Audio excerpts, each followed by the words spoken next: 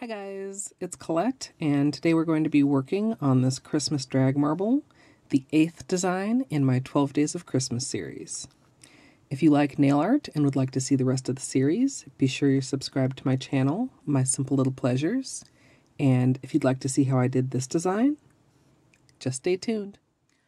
Starting out with clean, dry nails, I'm going to begin with a base coat. I'm using Ready for Takeoff, which is a peel-off base, and you can use whichever is your personal favorite. The polishes that I'm using today are all from Zoya. The red is Amal, the green is Honor, and the white is Aspen, which is what I'm also going to be using as my base color. And once I get my base color applied, I'm going to protect around my nails with Simply Peel.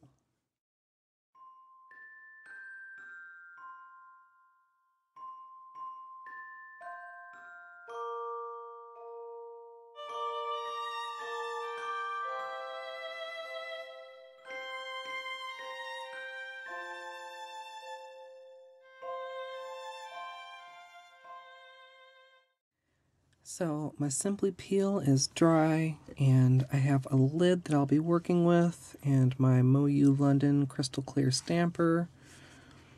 And I'm going to begin by putting out a little bit of the red and the green before I lay down the white, which I'll be doing the drag marble in. And you certainly could do this on like a miracle mat or any kind of silicone mat like that. Or since I'm doing this as a stamp rather than a decal, you could also just do it on like a piece of paper. Anything obviously that you don't mind getting nail polish on is fine. Or you could also do them as a decal, in which case I would of course not recommend using a piece of paper. So I've got the white out here. You want to make it at least as big as your nail with a little bit of room for error. And I'm going to start out with the red and drag a few lines through. And when I was testing this, I was really kind of having a tendency to overdo it. So I'm going to try not to add too much before moving on to the green and also striping some of that through. Then I'm going to pick this up with my stamper, and I want to kind of gently roll it on there. And since the stamper is round, I kind of roll one half of the round and then the other half of the round, if that makes sense, to pick up a piece that's big enough to cover my nail. Now, similar to the last time I did this, and also similar to the reverse stamping that I just did, you don't want to try and stamp this while it's still like fully wet, or it's not probably going to come cleanly off the stamper. And I would say it's better to wait a little bit too long than not long enough, or you may get a partial transfer and your image will look kind of patchy. So what I actually do is to like pull up an actual clock on my computer or somewhere where I can see it, so that I can actually see the seconds counting by, rather than trying to make a guess or trying to sit there and count in my head. And this is not quite as thick as the reverse stamping that I was doing. And also, these are matte velvet polishes, so they dry a little faster. So I'm just giving this about 30 seconds. Then I'm going to stamp it on my nail, give it a little rock, and that's pretty good. You can see, hopefully you can see, I missed a little bit just down here in the corner of my nail. Since we have a clear stamper, I'm actually going to try and just get it on there. There. That was slick. Now you can see this little corner down here. The design matches the rest of the nail. Now with my lint roller, I'm going to clean the excess polish off of the stamper. And whoa, try not to knock my whole camera over. Get that lid back out, and just repeat that for the rest of my nails.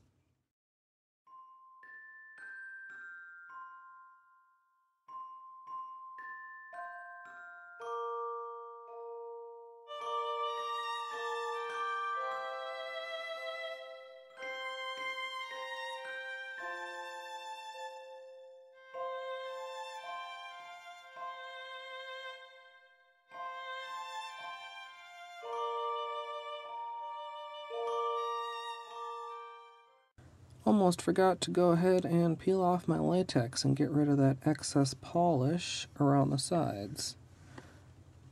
Not really like a huge deal if you don't get to it right away. This particular technique, you know, when I was doing the reverse stamping, that kind of felt like it was all one piece and you kind of had to break it along the edges. For whatever reason, this particular technique usually creates its own break, so it's a little bit easier to remove the latex without messing up the design.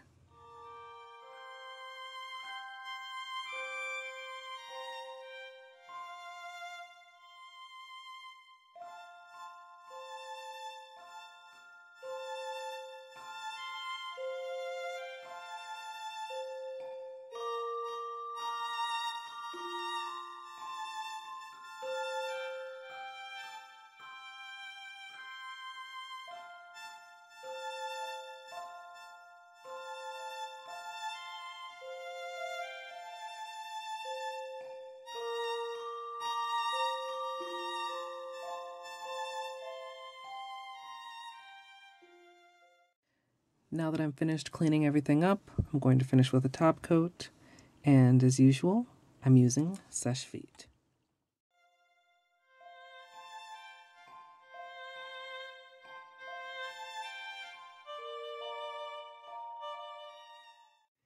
So here's the finished manicure, and I do have slightly mixed feelings, but overall I really like how it turned out. I do wish I had slightly more consistency between the nails as far as how thick or thin the lines were.